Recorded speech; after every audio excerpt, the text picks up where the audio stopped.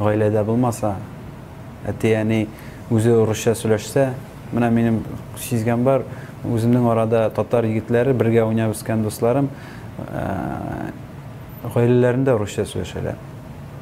Хәтта мин үземнең туганнарым белән, бәлки племянникларым белән дә кайчакта урысча сөйләшеп китәм, үзем дә шуны сизмим. Менә бу зур проблема. Һәм инде моны аңлап, балаларга да, үзеңә дә, гаиләдә аңлап, ни өчен бу кирәк икәнне.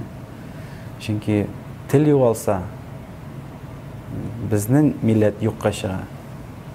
Аның юкка чыккач, соңыннан терсәңне төшнәсәң дә, төшнәмәсәң дә, уже соң булырга мөмкин. Минем концертларда ул иң беренче чиракта ул безнең гореф-гадәтләр, безнең традиция, җыр, моң, бию, Кавказ якларына барып кайттым, Чечня якларына барып кайттым. Һәм инде андагы яшьләр үзләренең милли җырын куеп, рәхәтләнеп биеп, җырлап, берсе дә